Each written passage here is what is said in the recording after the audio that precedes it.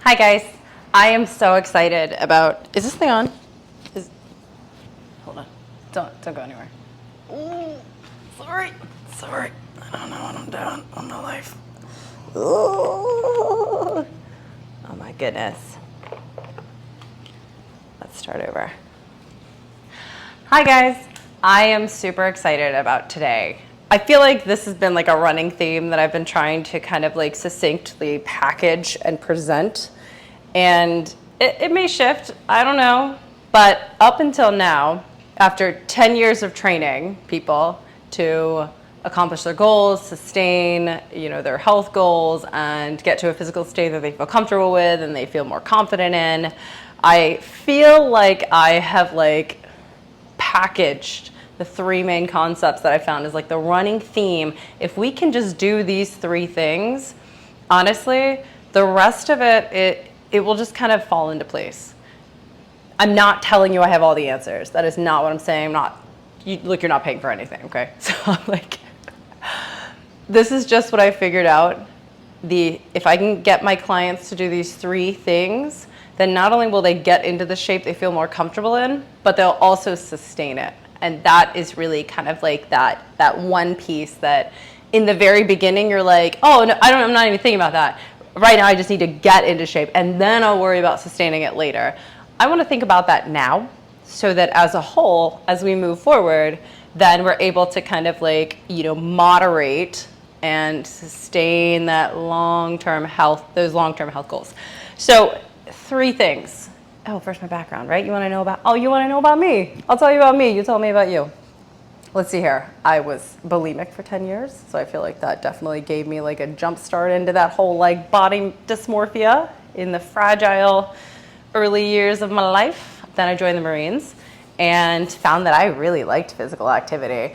And I found there was a togetherness that came with mission accomplishments, even on a physical level. So it wasn't always the intellectual sense, but a lot of it really came down to accomplishing goals through movement. And that's kind of what spurred me to do things like hiking Appalachian Trail, long-term hikes, marathon. Now I'm training for an Ironman. One of my expressions is through movement. And I love to help people to add that to their repertoire of life. Repertoire. No, I'm not doing it. You almost got me. I didn't do it. Stanley time. It's not too early to show you my Stanley, is it? It's not a Stanley. It was a prototype that didn't make it. This all needs to be edited. I should start over. Okay, step 1. What is your heart wanting? Just hear me out. Spend time trying different things, right? Whether it's a walk in the park, maybe you want to go hiking, okay? And you start out hiking, and it's a really thin trail, really wooded. Maybe that's not for you. Try it again. Try a different one. Try flatter, try fields, try meadows, try wider trails, try mountain biking, try downhill biking, try skiing. There's so many different forms of movement. Shopping. Grocery shopping is movement. You're going through the aisles. You don't necessarily have to take the same route every time. Maybe start at the other side. You'll see a totally different route. You'll see different brands you never even knew existed. Well, I mean, they're all really the same. We're not getting into that. We're not getting into the monopolizing all that is food. We're not doing it. So use the things that you love, right? So dancing while cooking. Bring some weights to the park. When your kids are there playing, lift some weights. Be the fit person, be the fit parent, whatever, Would you feel uncomfortable? Might you feel embarrassed? Maybe, or maybe you'll make some friends. Maybe someone will come over and be like, do you have extra? Or can I join you? I have water bottles. You don't even need water. You don't even need weights. You can use water bottles. Great example. Thank you from the front row. Strength training in a class or Zumba or Pilates. All these things kind of fuel us on a level that we don't even think about consciously. We just think, oh, I really like this class, or I really like running alone, or I really like taking late night walks, or whatever it is. Because the thing is, we either need to connect with people or we need to connect with ourselves. And sometimes kind of a combination of both. But really, when you feel energized after, sometimes you're gonna be tired, right? But when you feel energized after your workout, it's feeding back to you what you're giving it, right? So like you're going into it with an open heart, trying something new, you're feeling movement, you're sweating, you're detoxing, you're feeling all of these phenomenal endorphin release, like you got serotonin, you got just hormones. And then afterwards, you feel like your cup is refilled, right? Like you put a couple drops in there and you kind of feel like a little more fundamentally capable of handling whatever it is you're going through. And that it can change throughout your life. Throughout the day it can change. Maybe a morning swim and then an afternoon walk with friends or significant others. Yeah, so step 1, what is it that you actually enjoy doing? Like it fills you back up. Did we finish that? Yeah. Oh, here's the other thing. Let's say that inner voice isn't really talking too much, right? So like, let's say you go dance and you're like, I don't know if I like that. Or you go to a Zumba class, that's still dancing, and serious movement. Or you go to an aquatics class and you're like, you know what? I don't know if I like that either. Keep trying different stuff. Walking through a farm. When you go shopping, even for like dog treats, dude, you can walk those aisles like crazy. Some of those dog places are massive. So that's movement, right? And you're kind of like, you're feeding your eyes with all the beautiful colors and like the different options out there. You're seeing a little puppy, so you got touch. This keeps me on track because I have a wandering mind. Let's move on to number 2 though. Second one is consistency. So your version of consistency matters. And just because your friend wakes up at 6 in the morning every morning and goes and does the same exercises or same class doesn't mean that that's what would work for you as well. So each of my clients have different variations of what consistency means. And I've noticed that everyone really does. And when we try to kind of like box them up into like, well, it's going to be a class, we're going to cover all the body parts, and then we're going to make sure we meet every day at this time, and then we're going to, be accountability buddies. All of those are great in theory, but if it doesn't work for you, it just doesn't work, right? So we want to focus on a consistency that makes sense to you. And it can look different. So it might be the same time every day, different locations, different exercises, or it could be the same location every day, different time, different exercises. You can change up those different training modalities and those different variables to meet your goals and to really give you what you need to want to do it again. Because that's really the goal here. Like, okay, yeah, you're going to set goals and you're going to accomplish them. But the thing is, are you going to keep wanting to do it? Because if not, then something's wrong in the system and we need to change the system, right? That's what we're doing right now. We're changing the system. We'll get into that later, our revolution. So everyone has a different relationship with movement.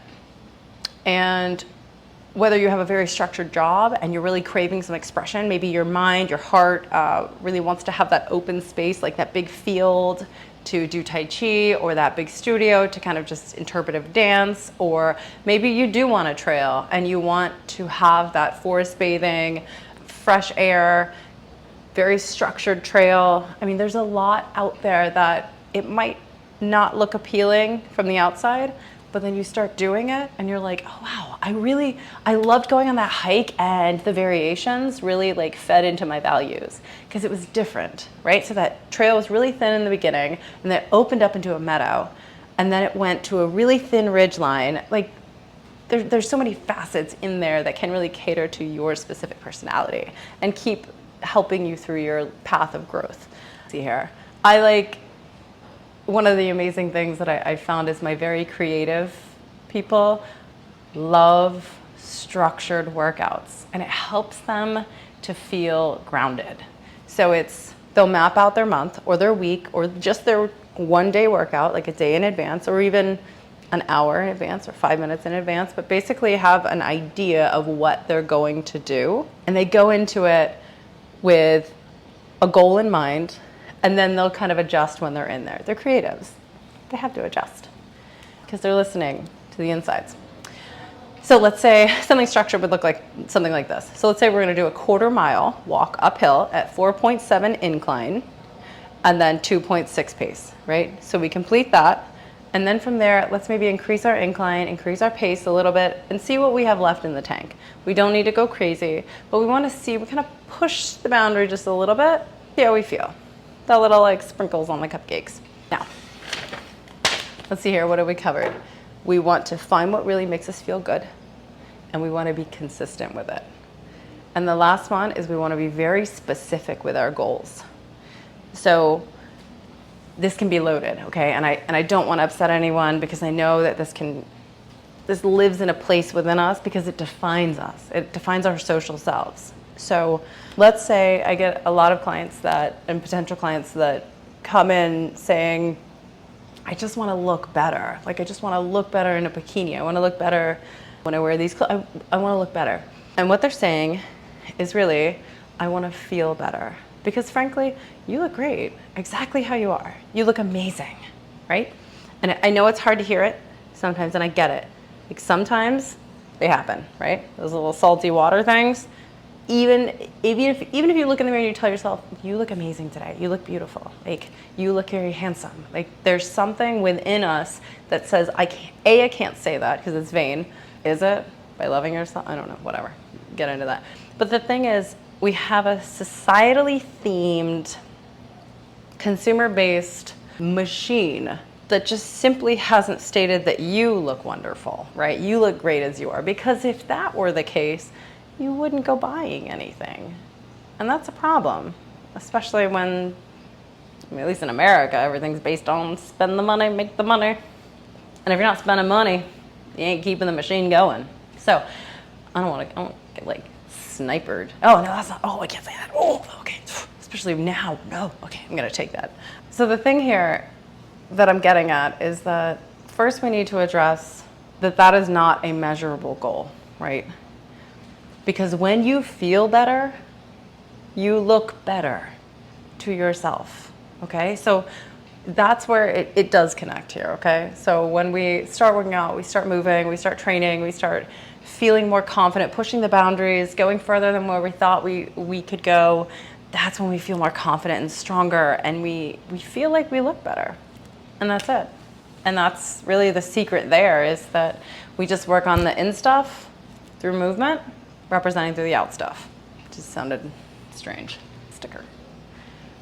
So it really comes down to a retraining of mind and expanding your horizons for your possibilities and your true potential. And this really translates to the confidence I was referencing. Now, I used to tell my clients to dress in tighter and more revealing clothes. I'm not saying full body mesh suits, although I do love them. But what I'm saying is that we can feel comfortable in showing our bodies, right? Like, we can feel good about who we are, even if we don't fit some kind of like parameter by which we've been told is the greatest, the best, what we should look like, how we should be. The should ideas that are just floating out there in like subtle and very obvious ways, those should ideas just not fun.